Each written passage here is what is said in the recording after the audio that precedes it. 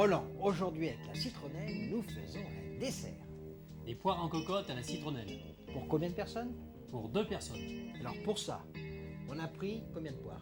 On a pris 2 poires. On les a pelées, En on a retiré citron. les pépins et coupé quand même Et coupé en quartier, oui. En quartier, et après avec le citron, un Chaque citron jaune. quartier est passé au citron pour l'empêcher de noircir. Voilà.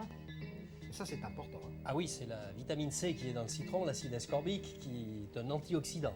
20 g de beurre, frais des Charentes. Froid. Froid. Un jus de citron vert. Une gousse de vanille coupée en 2 dans le sens de la longueur.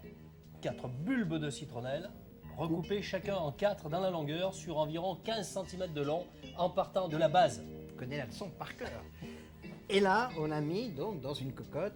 2 cuillères à soupe de miel de citronnier. Alors maintenant, Maintenant, on va mettre le beurre, 20 g de beurre en morceaux, le jus d'un citron vert, alors on met tout ensemble comme ça. Tout le ensemble. miel, le beurre, Voilà. le jus de citron vert. absolument.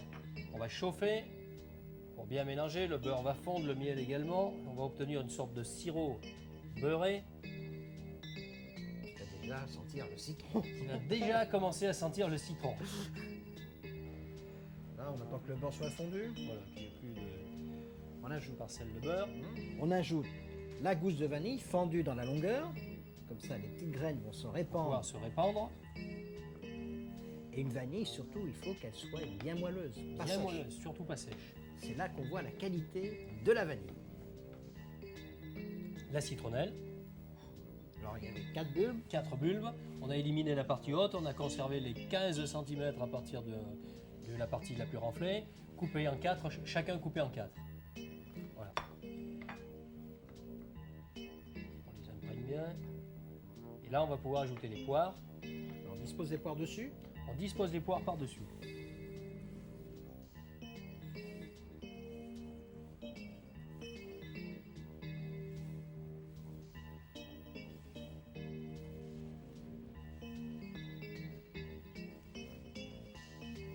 On va couvrir. On va laisser prendre une bonne ébullition et ensuite tout doucement pendant un quart d'heure. Donc, à faible ébullition, on cuit pendant un quart d'heure. Un quart d'heure, tout doucement. Et après, c'est fini. Ensuite, on vérifie si les poires sont cuites en les piquant avec la pointe d'un couteau qui doit entrer dedans sans rencontrer de résistance, donc une sorte. On enrobera délicatement les poires quand même avec le sirop sans les briser. Et là, elles sont prêtes à servir. Les poires ont 15 minutes de cuisson.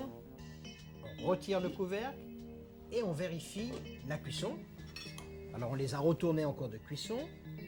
Et quelle odeur, quel parfum, hein. Elles sont parfaitement cuites, bien fondantes et encore intactes d'aspect. Roland, c'est un dessert que l'on sert chaud. Chaud avec un sorbet à la citronnelle ou une glace à la vanille. Au revoir. Bon appétit, bien sûr.